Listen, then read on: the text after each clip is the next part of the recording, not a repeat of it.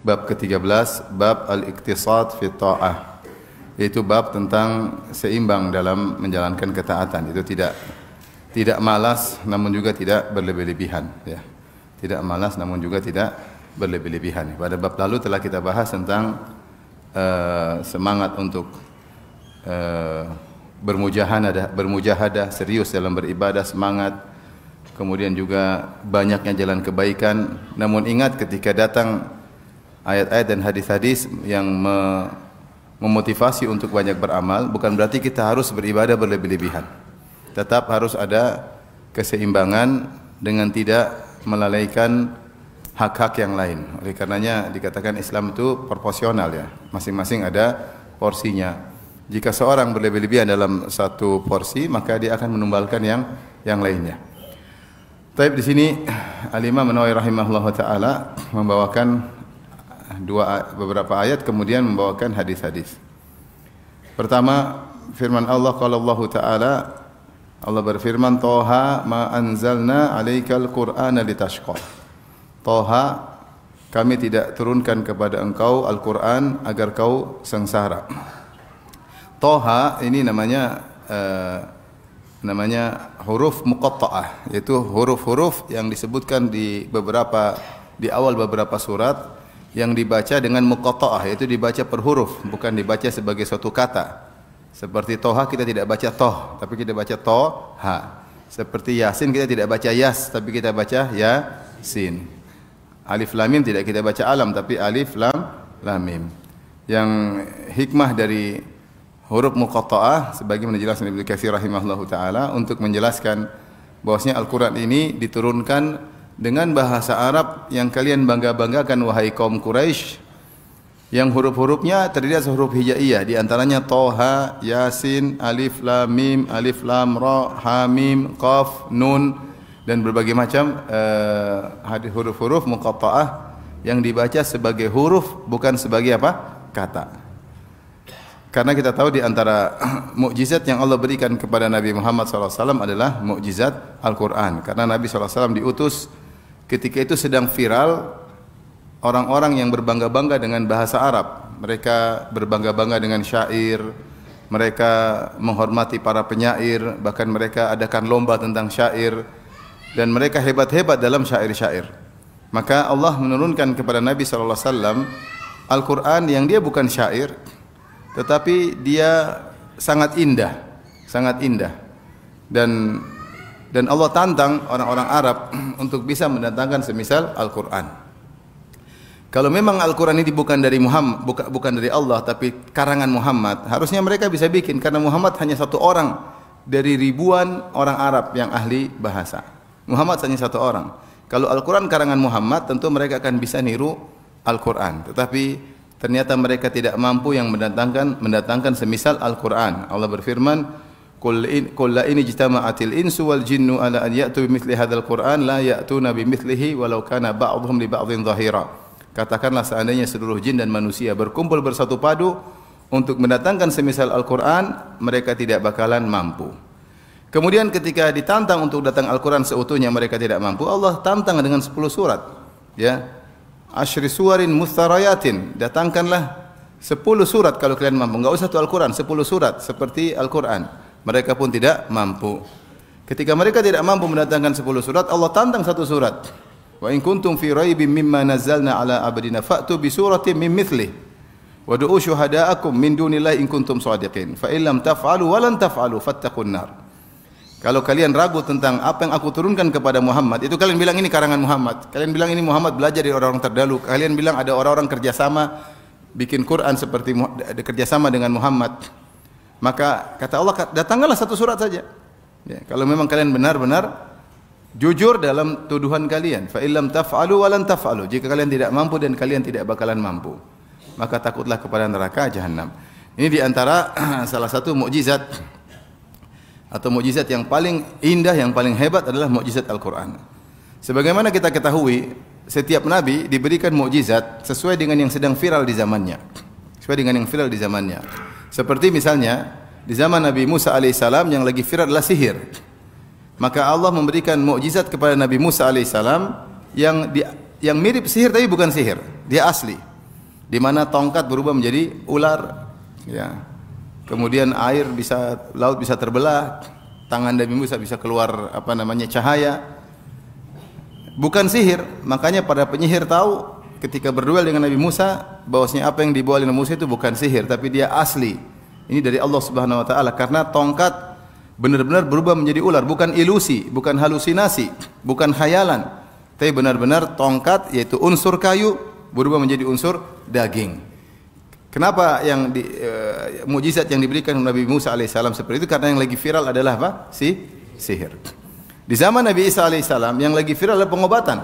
Orang-orang ahli mengobati, maka Allah berikan kepada Nabi Isa alaihissalam mukjizat yang tidak bisa dilakukan oleh para dokter atau para tabib di zaman itu. Ada penyakit yang mereka tidak sembuhkan, yaitu penyakit buta. Kalau disentuh oleh Nabi Isa, maka orang tersebut bisa melihat kembali. Kemudian penyakit sopak, kalau disentuh Nabi Isa bisa sembuh kembali. Bahkan menghidupkan yang mati.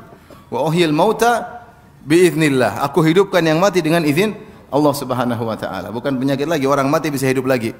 Dan ini yang lagi viral ketika itu adalah pengobatan, maka Nabi Isa diberikan mukjizat yang lebih daripada sekedar pengobatan. Seperti di zaman Nabi Yusuf alaihissalam, yang lagi viral adalah tafsir mimpi. Orang-orang bangga bisa menafsirkan mimpi. Tetapi mereka ketika menafsirkan mimpi, kadang benar, kadang salah. Kalau benar pun tidak 100%. Maka Allah berikan ilmu kepada Nabi Yusuf alaihissalam. Kalau beliau menafsirkan mimpi, 100% benar. 100% benar. Dan tidak pernah salah, ya. Tafsir Nabi Yusuf alaihissalam, maka jadilah dia mulia karena dia mampu menafsirkan tafsir sang raja. Yang ketika sang raja mimpi dengan mimpi yang aneh, kata sang raja, ada 7 sapi kurus makan 7 sapi gemuk, dan ada 7 bulir yang hijau gandum dan 7 bulir gandum yang kuning. Ketika ditanyakan kepada para pembesar-pembesar ahli tafsir, ya ayyuhal mala'u aftuni fi ru'yaya in kuntum lirru'ya ta'burun. Tafsirkanlah mimpiku. Apa kata para pembesar-pembesar? Qalu adghatsu ahlam. Kami tidak bisa menafsirkan yang seperti adghas. Adghas itu bahasa Arab, maknanya adalah kumpulan dari rumput-rumput yang kering bermacam-macam, sehingga dikumpulkan disebut dengan dhagath atau adghas. Seakan-akan para pembesar tersebut mengatakan mimpi anda raja tidak ada alurnya, tidak ada carut marut. Carut marut seperti ada rumput hijau, rumput kuning, rumput alang-alang, rumput ini carut marut, sehingga kami tidak bisa menebak alurnya itu apa. Ya, karena mimpi itu ada alurnya. Ketika mereka semua tidak mampu untuk menebak atau mentakwil mimpi sang raja, disitulah nampak keutamaan siapa? Nabi Yusuf. Karena ilmu yang diberikan oleh Allah kepada Nabi Yusuf adalah ilmu yang mukjizat. Ya. Wa 'allamtani Rabbi qad ataitani minal mulki. Ya. Dan engkau telah berikan aku kuasa, engkau berikan takwil ahadits, engkau memberikan aku ilmu untuk menafsirkan mimpi-mimpi dari Allah Subhanahu wa taala, sehingga tafsirnya benar 100%. Demikian juga di zaman Nabi Saleh, kita mundur lagi belakang. Yang lagi viral adalah onta-onta. Mereka hidup di suatu padang, di situ orang-orang Arab di zaman itu, entah berapa ribu-ribu tahun yang lalu. Mereka yang menjadi pusat perhatian mereka adalah apa? Onta. Harta yang mereka paling sukai adalah apa? Onta. Maka Allah kata Allah Subhanahu wa taala kepada orang-orang kaum Hud, yaitu kaum Ad, bahwasanya mereka diberi tubuh yang kuat, ya.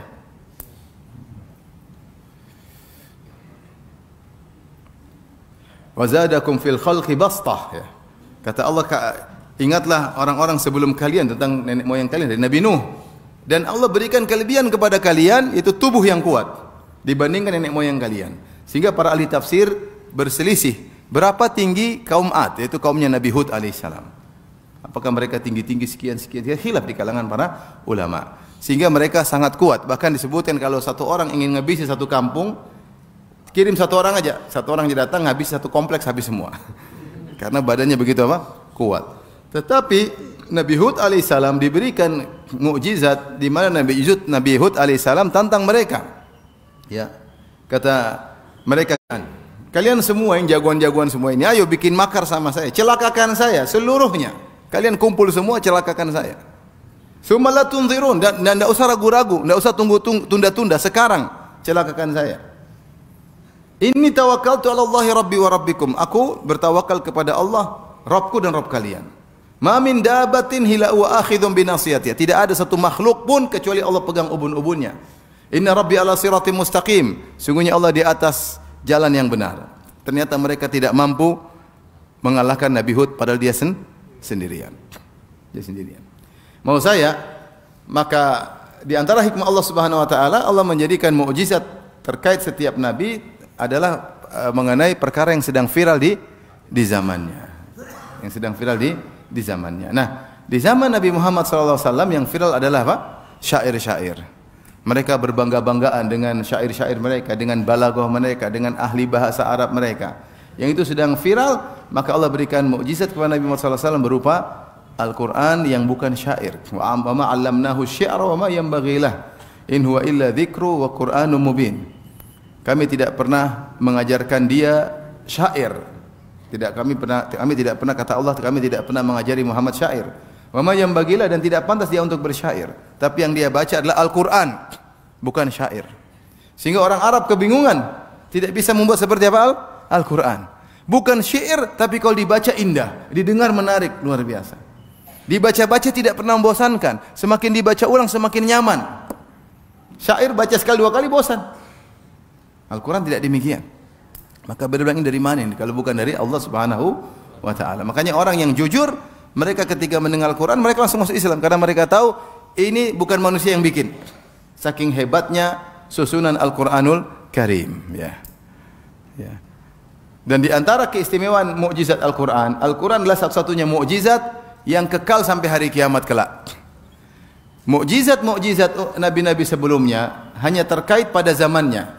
Taib, siapa yang bisa melihat mukjizat tongkat jadi ular? Cuma kaum Nabi Musa. Air laut terbelah, yang bisa lihat siapa? Kaum Nabi Musa di zaman itu. Kita enggak bisa, cuma dengar cerita, ya enggak? Yang bisa lihat onta Nabi Saleh siapa yang lihat? Di zaman itu. Yang bisa lihat Nabi Isa menyembuhkan orang sakit, menghidupkan orang mati, siapa yang lihat? Orang di zaman itu. Kita cuma dengar apa? Cerita. Tapi mukjizat Al-Quran kita semua bisa merasakan sampai hari kiamat. Allah pilihkan mukjizat kepada Nabi Muhammad SAW, mukjizat yang abadi karena dia Nabi terakhir. Karena dia adalah Rasul terakhir. Sehingga mukjizatnya harus terus abadi sampai hari kiamat. Ya. Kata Nabi SAW, ma min nabiin illa waqad utiya minal ayati ma mithluhu amana alaihil bashar. Wa innamal ladzi utituhu wahyan ya. Yutla alayya ya. Atau kama qala Nabi SAW ya. Kata Nabi SAW, tidak seorang Nabi pun kecuali dia diberikan ayat-ayat tanda-tanda kebesaran Allah, bukti dia sebagai Nabi yang cukup membuat orang beriman. Setiap Nabi punya mukjizat. Adapun aku diberikan wahyu yang dibaca. Ya. Dan aku berharap pengikutku yang paling banyak pada hari kiamat. Makanya di antara istimewanya mukjizat Nabi Muhammad, dia berupa wahyu yang dibaca sampai hari kiamat. Kenapa harus kekal abadi sampai hari kiamat? Karena dia Rasul yang terakhir. Makanya dalam banyak Al-Quran, dalam banyak surat, di awal surat Allah buka dengan huruf-huruf yang terpotong-potong, namanya huruf muqatta'ah. Alif lam mim sad, alif lam ra, ha mim, kaf ha ya ain sad, nun yasin, apa lagi? Ya, ta sin min dan seterusnya. Itu kenapa? Untuk menunjukkan bahwasanya wahai orang-orang Arab, yang akan dibacakan setelah ini adalah bahasa Arab yang kalian ahli dalam bahasa tersebut. Yang bahasa ini, Al-Quran ini tidak keluar dari huruf hijaiyah, tidak ada huruf baru. Semuanya huruf hijaiyah yang biasa kalian ucapkan, yang biasa kalian ungkapkan, yaitu alif ba ta tha jim ha dan seterusnya. Namun kalian tidak mampu mendatangkan semisal apa? Al-Quran. Jadi yang Allah contohnya Toha. Makanya setelah itu Allah sering sebutkan tentang Al-Quran. Toha ma anzalna alaikal Quran. Setelah Allah menyebutkan huruf muqatta'ah, biasanya Allah sebutkan tentang Al-Quran. Seperti alif lam mim dzalikal kitabula. Alif lam mim. Toha itu bukan nama Nabi, tapi Toha adalah tadi huruf muqatta'ah. Memang ada pendapat yang mengatakan Toha itu nama Nabi. Makanya banyak orang sekarang kasih nama anak mereka Muhammad Toha. Ya, karena mereka menganggap Toha adalah nama anak Nabi. Ada pendapat, itu pendapat. Kita tidak maksudnya tidak merendahkan pendapat tersebut. Itu pendapat, tapi yang lebih tepat Toha bukan nama Nabi. Nanti kalau kita bilang Toha nama Nabi, mereka bilang juga Yasin. Yasin juga nama Nabi. Yasin wal Qur'anil Hakim innaka laminal mursalin. Seakan-akan Allah sedang panggil Nabi, Allah buka dengan Yasin, yaitu wahai Yasin. Padahal enggak.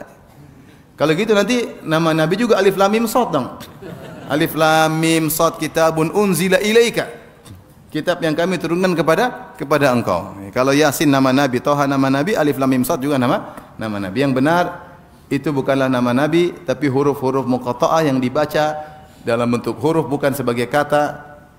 Dengan hikmahnya, utamanya adalah untuk menunjukkan Al-Quran ini dari bahasa Arab yang terdiri atas huruf-huruf hijaiyah yang kalian kuasai, namun kalian tidak mampu untuk membuat yang semisal Al-Quran. Taib, ini pembahasan tentang Toha.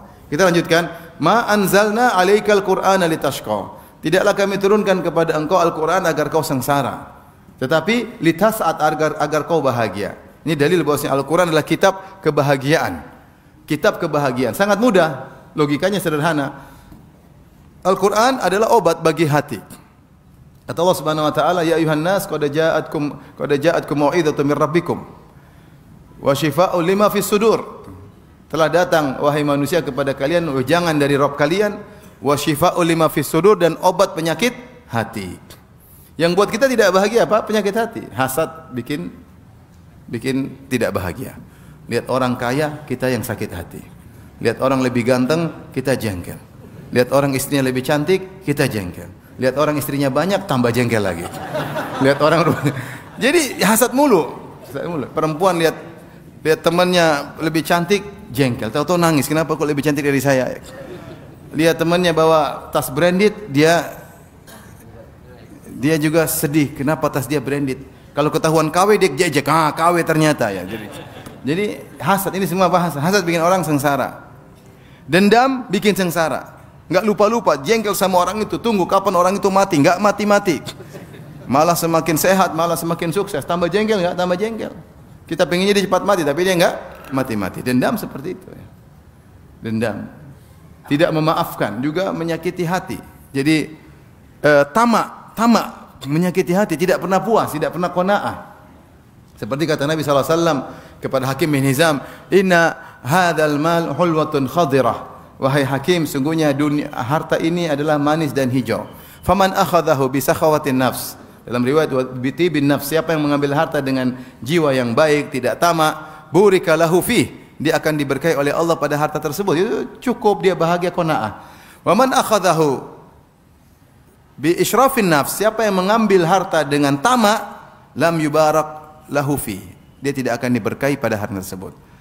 Au kalladzi ya'kul wa la yashba, maka dia seperti orang yang makan enggak pernah kenyang. Orang yang enggak pernah kenyang menderita. Orang dapat harta banyak tapi dia enggak pernah puas, dia menderita. Dia tersisa terus pengin cari harta, enggak pernah puas. Penyakit hati. Maka ini semua penyakit hati ini mengganggu kebahagiaan, bikin orang sengsara. Bikin orang sengsara. Orang kalau pelit penyakit hati enggak? Sengsara enggak orang pelit? Sengsara. Ada apa namanya, gelas pecah dia, aduh mahal sekali. Gelas pecah cuma 5.000, dia sakit hati. Kenapa? Dia saking pelitnya. Saking pelitnya. Sengsara, orang pelit sengsara. Sampai ada istrinya tabrakan, naik mobil tabrakan, ini dia tanya, gimana mobilnya? Bukan kamu bagaimana, mobilnya gimana? Aman enggak? Iya, mobil aman tapi saya sudah mati. Maksudnya saking pelitnya yang dia tanya apa? Hartanya. Anaknya, ini kisah seorang pelit. Anaknya kacamatanya pecah, dia marah. Kacamata pecah, jatuh, kacamata pecah biasa. Tapi karena pelit, dia sengsara. Sehingga kalau ada hartanya sedikit hilang, dia sengsara. Maka saya bilang semua penyakit hati itu bikin apa? Sengsara. Dia sengsara dan bikin istrinya juga sengsara. Kalau orang pelit yang sengsara siapa? Bukan dia aja yang sengsara, orang sekitarnya juga apa? Sengsara. Istrinya sengsara, anaknya sengsara, kakaknya sengsara, adiknya sengsara, tetangganya sengsara, orang tuanya sengsara. Sengsara menular bikin. Oleh karenanya secara logika sederhana, semua penyakit hati menghilangkan kebahagiaan, mendatangkan kesengsaraan. Maka orang kalau ingin hidup bahagia, baca Quran. Quran itu mengobati penyakit hati, dan boleh seorang baca Quran selain ingin mendapat pahala dari baca setiap ayat, juga berniat untuk mengobati jiwanya. Kalau dia suka emosi, tidak suka memaafkan, dia coba baca Quran dengan niat, ya Allah, obatilah penyakit hatiku agar aku bukan jadi orang pendendam, bukan orang pemarah. Ya Allah, aku ini pelit. Jagalah, perbaikilah hatiku agar aku jadi orang yang dermawan. Ya Allah, kenapa aku tamak? Subhanallah, kenapa tamak seperti ini? Sudah punya ini, sudah masih tamak, tidak puas. Ya Allah, obatilah penyakit hatiku. Ya Allah, kenapa aku hasad sama dia? Kenapa saya hasad sama dia? Kenapa ya Allah? Sembuhkanlah hatiku. Jadi orang yang sedih berkepanjangan, penyakit hati bukan? Penyakit hati juga. Orang sedih enggak berhenti-berhenti, sakit, kasihan. Dengan baca Quran, semuanya itu bisa berkurang, bahkan hilang. Oleh karenanya Al-Quran adalah syifa lima fis sudur, kata Allah. Adalah obat penyakit hati.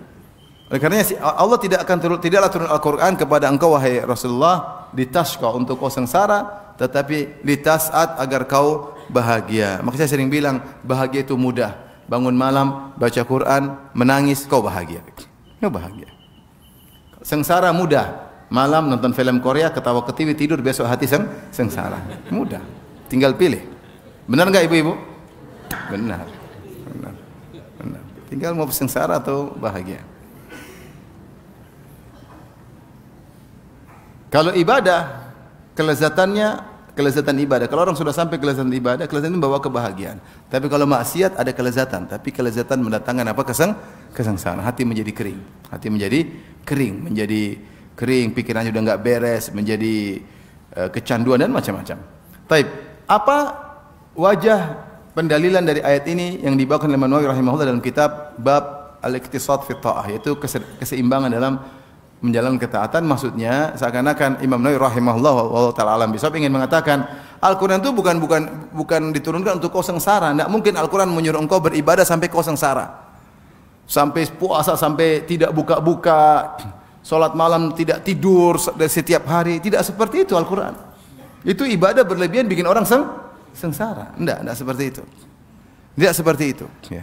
Al-Qur'an turun tidak membawa syariat yang buat seorang sengsara, terjerumus, terjatuh dalam kesulitan yang sangat besar. Tidak demikian. Maka ini dalil yang pas. Imam Nawawi membawakan Al-Quran itu diturunkan bukan untuk membuat engkau sengsara. Jadi kalau ada orang bikin ibadah, ternyata bikin sengsara dia dan bikin sengsara sekitarnya, itu bukan syariat yang benar. Bukan syariat yang benar. Ya. Misalnya ada orang terlalu semangat ibadah, sehingga pergi ibadah terus nggak pernah pulang ke rumah. Siapa yang sengsara? Istrinya, ipar-iparnya sengsara, mertuanya juga sengsara, lihat kasihan anaknya ditelantarkan seperti itu. Ya. Anak-anaknya juga sengsara, nggak pernah ketemu bapaknya sedang enjoy, happy ibadah katanya. Ini nggak benar. Ini Al-Quran tidak seperti itu, turun untuk menyengsarakan orang, tidak. Orang kemudian berlebihan dalam ibadah, maka tidak benar karena pasti ada porsi yang ditumbalkan. Taib, ayat kedua, wa qala ta'ala, Allah berfirman, yuridullahu bikumul yusra wala yuridu bikumul usra. Allah ingin kemudahan bagi kalian dan Allah tidak ingin kesulitan bagi kalian. Ayat ini terkait puasa, ya. Faman kana minkum maridan aw ala safarin fa iddatun min ayyamin ukhra. Yuridullahu bikumul yusra wa la yuridu bikumul usra. Yaitu Allah yang menyampaikan siapa yang sedang safar atau sakit, maka dia boleh berbuka. Dia boleh berbuka dan diganti pada hari-hari yang lain. Ya. Kenapa Allah ingin kemudahan? Allah tidak ingin kesulitan. Jangan kau sakit kau maksa puasa. Jangan kau safar berat kau maksa puasa. Oleh karenanya Allah mengisyaratkan bahwasanya Allah ingin kemudahan. Makanya yang sakit boleh berbuka, nanti ganti hari yang lain. Kemudian yang bersafar karena sulit, dia boleh tidak puasa, ganti hari yang lain. Dan ini meskipun ayat turun terkait dengan puasa, namun dia umum. Seperti firman Allah, "Ma ja'ala 'alaikum fid dini min haraj." Allah tidak pernah menjadikan kesulitan dalam agama kalian. Ya. Ayat ini memang tentang puasa, tapi dia bersifat umum. Yuridullahu bikumul yusra. Allah ingin kemudahan bagi kalian, wala yuridu bikumul usra. Allah tidak ingin kesulitan bagi kalian. Maka ini dalil bahwasanya kesulitan al-masyaqah pahala, dan itu kelaziman dari suatu ibadah. Seperti ini, ya, rasa letih yang dirasakan, kesulitan yang dijalani, semuanya berpahala. Semakin sulit semakin banyak pahala, tapi bukan kesulitan yang dia cari. Ini kesulitan yang tidak dia inginkan tapi pasti ada. Paham? Disitulah Nabi SAW ketika menghibur Aisyah radhiyallahu taala anha. Aisyah radhiyallahu taala anha ketika dia haji, dia letih, apalagi dia sedang haid, ya. Dia sedih, orang-orang sedang umrah, dia tidak bisa umrah. Maka Rasulullah SAW menghiburnya dengan berkata, ajruki ala qadri nasabik. Sungguhnya pahalamu sesuai dengan kadar keletihanmu. Artinya seorang misalnya dia hajian, tahu-tahu dia naik bisnya macet, dia harus jalan. Ini dia sengaja mencari susah atau memang susah itu datang yang tidak mau? Dia tidak mau susah tersebut, tapi susah tersebut tetap datang. Kalau dia tetap menjalani jalan kaki, maka pahalanya semakin besar. Karena dia tidak bisa hindari. Dia tidak bisa hindari. Faham? Sama seperti orang sakit dia tidak ingin sakit, tapi Allah kasih sakit misalnya. Sehingga kadang bertahun-tahun, semakin berat rasa sakitnya, semakin banyak pahalanya. Semakin banyak apa? Pahalanya. Dia tidak ingin sakit, tapi sakit itu datang, tidak bisa dihindari. Dia kalau bisa kemahnya di samping lempar jamarat, tinggal buka korden terus lempar, ya, kalau bisa. Cuma kan kenyataannya nggak bisa. Ada yang 2 kilo, ada yang 3 kilo, ada yang 5 kilo, ada yang salah jalan jadi 10 kilo. Beneran ada yang salah jalan. Begitu salah jalan keluar diputar-putar, wah 10 kilo, bolak-balik 20 kilo. Allahu Akbar. Bukannya dia itu, tapi pahalanya lebih besar karena dia tidak sengaja. Dia tidak mencari kesulitan tersebut. Kalau boleh jamarat di pinggir jendela, kita pingin. Setannya sudah siap, tinggal dilempar. Tapi kan tidak. Nah, itu namanya kesulitan yang tidak dicari, tetapi dia datang. Kalau kita jalani, kita dapat pahala. Semakin sulit, semakin besar apa? Pahala. Ini kesulitan namanya masyaqqah lazimah, al-lazimah. Kesulitan yang melazimi suatu apa? Ibadah. Ya, melazimi suatu ibadah. Antum menikah sama istri, ya, ada kesulitan nggak? Ada. Ya, maunya si istri cantik, soleha, nurut, makan bubur ayam sudah nggak ngomel lagi, kan maunya gitu. Dibelikan emas imitasi seneng, tapi kan siapa yang istrinya kayak gitu? Ternyata ini maunya ini, itu kelaziman. Antum sabar dapat pahala. Bukan cari susah, tapi ya, itu kelaziman dari suatu ibadah. Seperti ini dapat pahala. Masyaqqah yang kedua yang tidak diingat, syariat tidak ingin kau cari susah. Misalnya, ini lagi musim panas, saya ingin puasa di musim panas, saya nggak ingin puasa di musim dingin. Lah, goblok, bahlul. Ngapain kau puasa, sengaja puasa musim apa? Panas. Saya ingin puasa tapi saya ingin berjemur di matahari supaya lebih semangat, lebih capek, lebih lapar, lebih haus, biar pahalanya besar. Bahlul. Ya. Rasulullah tidak pernah suruh kau seperti itu. Paham? Seperti itu. Ada melamar dua akhwat. Yang satu soleha, cantik, kaya. Saya pingin ini dah. Ini aja yang jelek, yang ngomel biar pahalanya banyak. Goblok. Bahlul. Kan setiap hari diomelin jadi sabar, pahala terus setiap hari. Enggak. Kau jangan cari masalah. Kalau masalah datang hadapi, paham? Jangan cari masalah. Iya, jadi cari-cari. Kita nggak cari-cari masalah ya. Iya. Ada misalnya mau kemana? Ada jalan lebih dekat, ada lebih jauh. Saya pengen jalan lebih jauh. Jangan. Yang lebih dekat aja. Ya, ngapain? Jadi tidak, dalam syariat tidak disuruh kita cari masalah. Makanya ketika Uqbah bin Amir bernazar, dia ingin bernazar berhaji jalan kaki. Maka disampaikan kepada Nabi SAW. Dia mengatakan, litarkab, sampaikan kepada saudarimu wahai Uqbah untuk dia berhaji dengan naik kendaraan. Fa innallaha ghaniyun an ta'dzibi ukhtika nafsaha. Allah tidak butuh dengan sikap saudarimu yang menyiksa dirinya. Allah tidak butuh. Ya kamu haji aja, ngapain bernazar harus haji jalan kaki setengah mati ya? Ngapain ya? Seorang saya pingin hajian naik sepeda. Taib, naik sepeda, kalau nggak punya uang kalian naik sepeda lah. Tapi kalau cari susah, ngapain cari susah? Ada pesawat, kalau nggak punya uang oke lah, dengan naik sepeda lebih murah dan dibolehkan, silakan. Tapi kalau ingin susah-susah, enggak, syariat tidak menyuruh kau untuk susah. Syariat tidak menyuruh kau untuk apa? Susah. Naik pesawat. Nanti sampai jadian naik sepeda. Lebih ringan. Tapi naik sepeda di Indonesia mau hajian, pernah pertama apakah kalau kau punya uang janganlah. Kalau nggak punya uang ya mungkin. Apakah juga dibolehkan dalam peraturan? Itu maksud saya, intinya kita tidak suruh mencari susah. Tapi kalau ke sana ada melazimi suatu ibadah, kita hadapi. Yuridullahu bikumul yusra wa la yuridu bikumul usra. Allah tidak ingin kesulitan bagi kalian, Allah ingin kemudahan bagi kalian.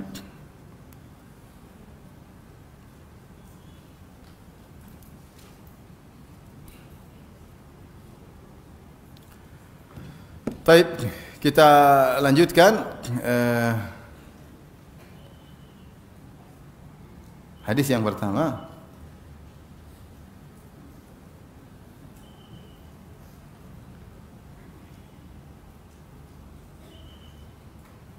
Hadis Aisyah, an Aisyah radhiyallahu taala anha. Anna Nabi sallallahu alaihi wasallam dakhala 'alaiha wa indaha imra'atun. Rasulullah sallam masuk ke rumah Aisyah dan kebetulan ada seorang wanita di rumah Aisyah, itu tamu atau siapa. Rasulullah bertanya, "Man hadhihi?" Siapa wanita ini? Siapa itu? Tamu siapa? Qalat hadhi fulanah. Ya. Ini adalah si fulan. Ya, tadhkuru min salatiha, ya. Atau tudhkaru min salatiha. Wanita ini disebut-sebut karena salatnya yang begitu banyak. Salatnya banyak, ya. Dan semangat sekali salat. Maka Rasulullah ketika disebut wanita salatnya banyak, sering salat, terkenal sering salat, saking kebanyakan salatnya. Sampai akhirnya Rasulullah berkata, "Mah." Itu sudah. Maksudnya mah itu menunjukkan berhenti, ya. Berhenti. Maksudnya terlalu berlebihan wanita ini. Ibadahnya terlalu berlebihan. Kata Nabi, "Mah, alaikum bima tutiqun." Hendaknya kalian melakukan ibadah yang kalian mampu. Fa innallaha la yamallu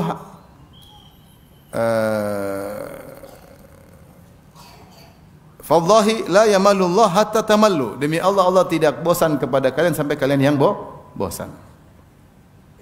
Wa kana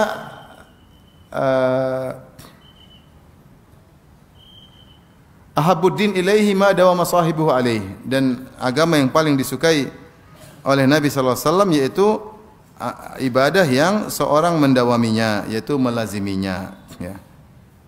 Nabi sallallahu alaihi wasallam, Aisyah bercerita tentang ada seorang wanita yang dipuji karena salatnya terlalu banyak dan berlebihan. Dan Rasulullah tahu ukuran wanita seperti dia asalnya tidak mampu. Ini terlalu berlebihan, akhirnya Rasul lihat ini wanita, Rasul tahu kemampuan seorang apa? Wanita. Mungkin disebutkan ibadah dia sangat banyak, berlebihan di luar kemampuan seorang apa? Wanita. Maka Rasulullah yaitu berhenti, enggak usah seperti itu. Kemudian Rasulullah kasih solusi, "Alaikum bima tutiqun," yaitu carilah amalan yang kalian mampu. Kenapa? Kalau kalian memaksakan diri melakukan ibadah yang sangat sulit, akhirnya kalian suatu saat berhenti. Akhirnya ibadah tersebut bukan membawa kelezatan dalam ibadah, tapi membosankan, meletihkan. Aduh, harus gini lagi, capek. Jadi orang ngerjakan ibadah dengan apa? Rasa jengkel, rasa bosan. Kita bukan malaikat beribadah tanpa bosan. Wa hum la yas'amun, mereka ibadat tidak pernah bosan. Ya, wala yafturun, mereka tidak pernah letih ketika beribadah. Yusabbihuna al-laila wan nahara la yafturun. Para malaikat beribadah siang malam tidak ada letihnya, dan mereka ibadah tidak ada capeknya, tidak ada bosannya. Kita enggak. Kita disuruh ngaji terus. Coba kalau saya duduk sama antum sampai maghrib, antum bosan enggak? Pasti antum lihat, Ustaz kok enggak selesai-selesai. Ya iyalah. Kita manusia. Ini aja sebentar lagi sudah. Kita lemah manusia, ya. Pegal ya, imam sholat lama juga kita jengkel kan? Jengkel. Imamnya cuek aja, batuk mau mampus muntah darah dia cuek aja. Jadi kita manusia tidak kuat seperti malaikat. Maka Rasulullah anjurkan ibadah yang paling disukai oleh Allah itu yang continue. Jangan maksakan diri banyak-banyak, akhirnya terputus. Makanya Rasulullah mengatakan, "Fallahi la yamalullah hatta tamallu." Demi Allah, Allah tidak bosan sampai kalian bosan. Kalau bosan, Allah juga bosan. Maksudnya, kalau kalian bosan beribadah, Allah akhirnya hentikan ibadah pahala buat kalian. Allah hentikan ibadah pahala buat apa?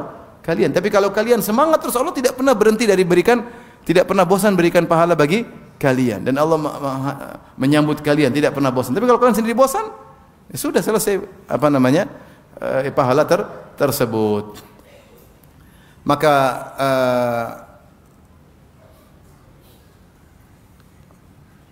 Maka seorang ya ketika beribadah ya hendaknya dia tidak berlebihan sampai akhirnya dia terputus dari ibadahnya tersebut.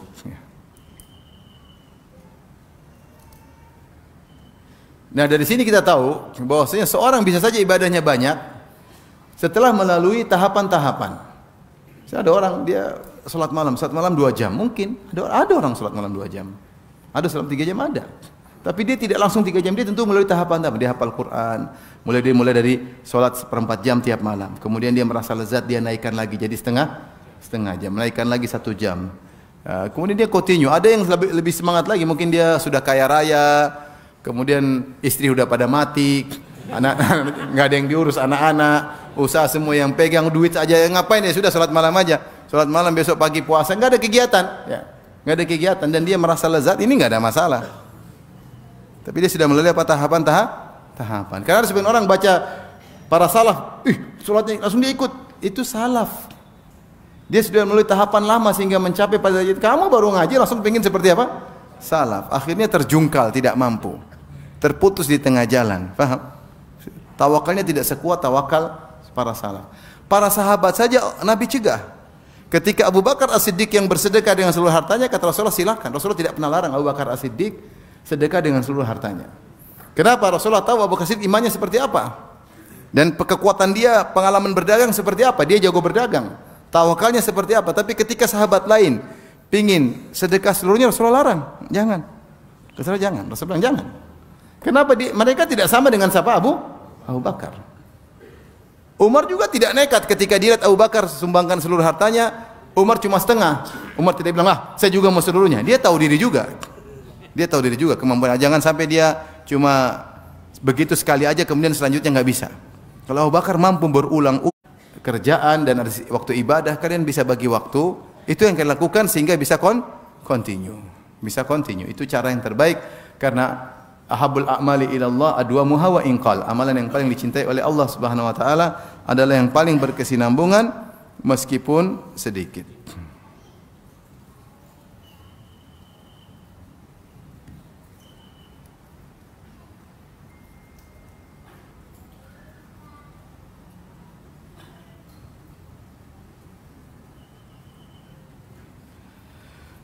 Hadis berikutnya,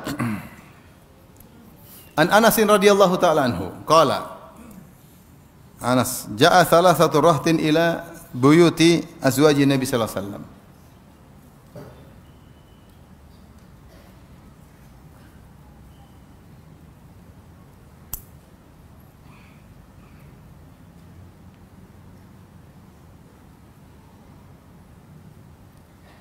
Sebentar, saya lihat dulu.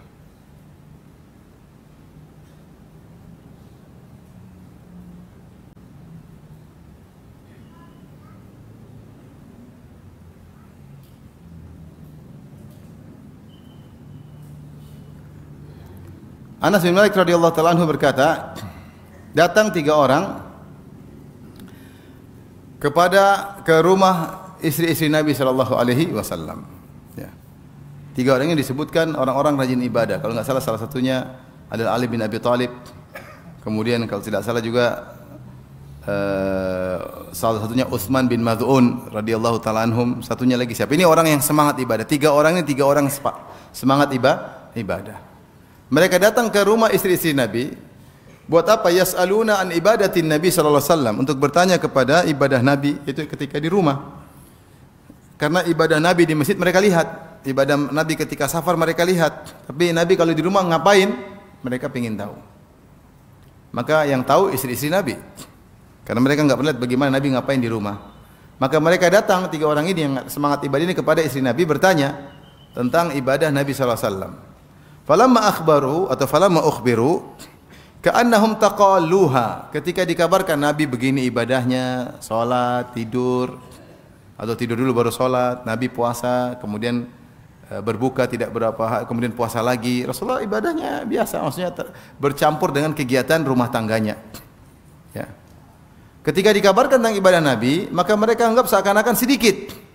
Sedikit bukan meremehkan Nabi, tapi mereka membandingkan kita ini banyak dosa. Nabi yang diampuni dosanya seperti itu, apalagi kita. Kalau gitu kesimpulannya kita harus lebih banyak daripada Nabi. Ingat, perkataan mereka ka'annahum taqaluha, seakan-akan mereka menganggap sedikit ibadah Nabi, bukan karena meremehkan ibadah Nabi, tapi mereka menganggap mereka kurang banyak.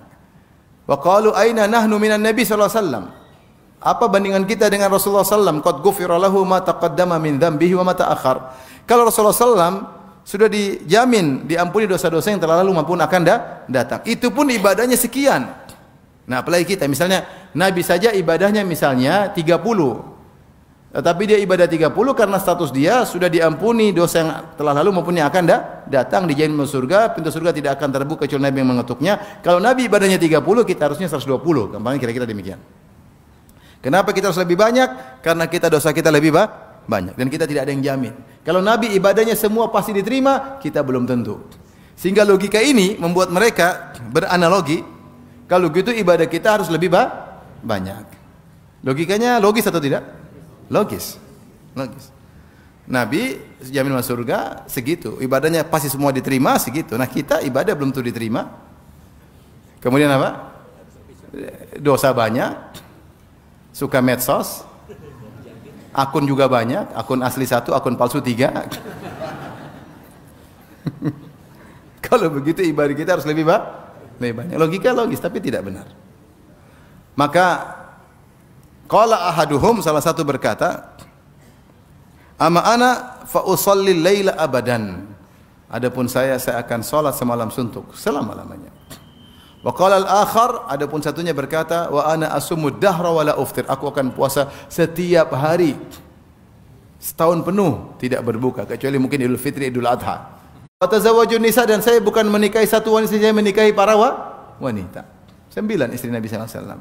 Kemudian Rasulullah tutup peringatannya dengan sabdanya, faman raghiba an sunnati falaysa minni. Siapa yang benci sunnahku maka bukan bagian dariku. Bukan bagian dariku. Dari sini dipahami bahwasanya raghibaan itu benci. Benci kepada sunnah Nabi bukan hanya bikin bid'ah, menyaingi sunnah Nabi. Tapi di antara bentuk benci kepada sunnah Nabi, merasa sunnah Nabi itu kurang pas, kurang cukup. Kayaknya enggak pas, harus ditambah. Itu di antara bentuk benci kepada sunnah Nabi. Bukan cuma benci kepada sunnah Nabi, kita benci seperti orang, apa itu jenggot, enggak suka sama sunnah Nabi. Apa itu wanita pakai cadar? Padahal itu sunnah ajaran siapa? Nabi. Ya. Apa ngapain sholat ke masjid? Ngapain di rumah juga? Itu namanya benci kepada sunnah Nabi. Ada orang cingkrangan, apa itu benci? Itu namanya benci. Benci bukan cuma begitu aja. Di antara bentuk benci kepada sunnah Nabi, tidak merasa cukup dengan apa yang Nabi ajar, sehingga kayaknya kurang. Ini seperti para sahabat ini kan, mereka tidak menganggap salat Nabi salah, tidak, tetapi menurut mereka kurang. Sehingga mereka mau tambahin. Karena menurut mereka lebih afdal bagi mereka. Ternyata Nabi vonis itu namanya bentuk benci. Oleh karenanya praktek-praktek bid'ah idhafiyah, bid'ah itu ada 2. Ada bid'ah yang benar-benar bid'ah, bikin ibadah baru. Seperti misalnya bikin salat Rebu Wekasan. Ini benar-benar bid'ah, enggak ada Nabi ajarkan salat Rebu Wekasan. Dan itu bid'ah, syirik bercampur bid'ah. Karena salat tersebut dibangun di atas meyakini hari Rebu tersebut hari sial, dan meyakini hari sial adalah tatoyur, dan tatoyur adalah apa sih? Syirik. Kemudian untuk menolak balak tersebut, bikinlah salat baru namanya salat Rebu Wekasan. Namanya bid'ah tersendiri, ya. Tapi ada namanya bid'ah idhafiyah. Bid'ah itu asalnya ada ibadah tapi di otak-atik, dirubah-rubah. Seperti sholat malam dibuat model baru, semalam suntuk misalnya. Terus-terusan. Puasa disunahkan enggak? Sunah, tapi pengin puasa setiap hari. Ini namanya bid'ah idhafiyah. Ya. Dan ini banyak. Zikir ada satu zikir tambah-tambahin. Jadi zikirnya bervariasi, padahal contohnya Nabi cuma sekian. Ini namanya bid'ah tambahan. Itu asal ibadahnya ada tapi di otak-atik. Ditambah-tambahin, dikurang-kurangi, dimekarkan. Ya, ini namanya bid'ah apa? Bid'ah idhafiyah. Siapa yang melakukan bid'ah idhafiyah, tidak mencukupkan apa yang Nabi lakukan, itu sebenarnya benci kepada sunnah Nabi. Seperti orang yang umrah jelas ada tawaf, ada sa'i, semua orang tahu, tapi dia tambah. Setelah sa'i dia salat 2 rakaat setelah sa'i, padahal tidak ada salat 2 rakaat setelah apa? Sa'i. Yang ada 2 rakaat setelah tawaf. Dia tambah itu berarti dia merasa kayaknya kurang cocok. Sehingga perlu ditambah. Namanya mengotak-ngatik sunnah Nabi. Orang yang ngotak-ngatik dengan ditambah-tambahin disebut benci kepada sunnah Nabi. Seperti mereka 3 orang ini, salat malam disyariatkan enggak? Syariat, tapi dia pingin salat malam semalam suntuk dan tidak pernah berhenti. Puasa disyariatkan enggak? Puasa, tapi dia pingin puasa setiap hari tidak pernah putus. Ini nambah-nambahin. Ya. Maka Rasulullah mengatakan, "Faman raghiba an sunnati," siapa yang benci dengan sunnahku, falaysa minni, bukan dariku. Oleh karenanya seperti zaman sekarang orang kayaknya dia pingin kayaknya enggak pas, itu benci sama sunnah Nabi. Kok sunnahnya begini, kok enggak pas, kok begini. Misalnya wanita protes, kenapa sunnah Nabi, ajaran Nabi wanita harus pakai mahram? Enggak perlu, menyulitkan harus pakai mahram. Ini namanya enggak suka sama sunnah Nabi. Kalau kau melanggar aja. Enggak usah protes sama sunnah Nabi. Kok begini kok? Loh, Nabi bikin syariat seperti itu karena baik untuk kamu, agar wanita terjaga. Bayangkan kalau kau bersafar sama mahram, yang angkatin koper mahrammu, yang belikan nasi kuning mahrammu, paham? Yang bantu-bantu kamu, kalau ada laki yang goda dia yang jaga. Yang ngurus-ngurusin yang berat-berat, kamu dimuliakan, ada pengawal gampangannya. Mahram itu kan pengawal pribadi gampangannya. Itu kebaikan atau keburukan? Kebaikan. Merepotkan sekarang biaya. Ya sudah, kalau kamu melanggar aja. Jangan bilang ngapain sih pakai mahram. Itu namanya benci sama sunnah Nabi, enggak boleh. Ini ada salah satu bentuk benci sama sunnah Nabi. Jadi sampaikan bahwasanya mahram itu fungsinya dua, di antaranya menjaga fisik wanita tersebut agar tidak diambil hartanya, tidak diapa-apain, tidak dirampas atau dibunuh dan macam, dan juga menjaga batinnya agar dia tidak ada yang menggodanya dan tidak tergoda. Karena sering terjadi namanya cinta lokasi, ya enggak? Jalan tahu lokasi. Coba perempuan naik kereta, lagi ngomel-ngomel sama suaminya, dia kabur naik kereta. Tahu-tahu ketemu laki-laki lagi ngomel sama istrinya. Wih, kayaknya takdirin di sini tuh. Hidayah dari setan, bukan dari Allah. Pacaran kan cinta lokasi. Cinta lokasi bisa terjadi. Sangat mudah terjadi. Satu lirikan mata bisa bikin orang jatuh cinta, apalagi dua kali. Ngelihat, nggak sengaja ngelihat, tiga kali, sudah selesai. Cinta lokasi. Tapi kalau ada mahram kan enggak, ada yang jaga, orang mau goda juga enggak enak, dan seterusnya. Maksud saya kalau kita tidak bisa menjalankan, enggak usah protes. Bilang aja, aduh saya belum bisa. Jangan benci kepada sunnah Nabi Sallallahu Alaihi Wasallam. Jangan benci. Kita dibentuk benci kepada sunnah Nabi Sallallahu Alaihi Wasallam. Perhatikan di sini, maka hadis ini menunjukkan seorang tidak boleh beribadah berlebih-lebihan. Kalau saya boleh berlebih-lebihan merubah-rubah sunnah Nabi, ditambah-tambahin, maka dia akan repot sendiri. Dia akan repot sendiri. Ya. Seperti Imam Nawawi membahas tentang salat malam nisfu Sya'ban 100 rakaat, dia bilang bid'ah munkarah. Oh, ibadah salat malam silakan. Kebetulan malam nisfu Sya'ban, ada yang mengatakan hadisnya hasan, mulia, boleh, tapi tidak perlu kemudian mengkhususkan salat 100 rakaat. Tidak ada sunnahnya. Ini bid'ah, kata Imam Nawawi rahimahullahu taala, bid'ah munkarah. Berlebih-lebihan 100 rakaat. Enggak ada contohnya. Enggak ada contohnya. Maka seorang berusaha terikat dengan ajaran Rasulullah sallallahu alaihi wasallam. Rasulullah yang menunjukkan yang lebih baik. Dan Rasulullah yang paling bertakwa, Rasulullah yang paling takut kepada Allah. Dia yang paling tahu ibadah yang terbaik apa. Makanya Allah kirim Nabi untuk mempraktikkan yang terbaik. Allah kirim Nabi untuk mempraktikkan yang terbaik. Kita tinggal mengikuti Rasulullah sallallahu alaihi wasallam. Jangan sampai terbayang ibadah saya lebih hebat daripada Nabi, atau ibadah Nabi kurang maka saya harus sempurnakan. Karena ini adalah bentuk dari benci terhadap sunnah Rasulullah sallallahu alaihi wasallam. Akhirnya Rasulullah SAW bantah mereka satu demi satu, ya. Karena apa yang mereka lakukan semua adalah bentuk berlebih-lebihan. Dan kalau sudah mereka melakukan seperti itu, pasti ada hak-hak yang tertumbalkan. Hak istri tertumbalkan, hak anak tertumbalkan, ya. Coba kalau orang tiap hari puasa tidak pernah berbuka, kapan mau jalan-jalan sama istri, mau bercumbuan sama istri? Salat malam nggak pernah tidur, ya. Besok sudah pasti capek manusia. Malam nggak tidur semalam suntuk, besok pasti capek. Terus kapan cari nafkah? Kapan didik anak-anak? Maka pasti ada yang ditumbalkan, ya. Ada orang semangat, anaknya dia serahkan, namanya suami istri. Suaminya enggak mau, suaminya udah kamu pergi sendiri, cari sendiri.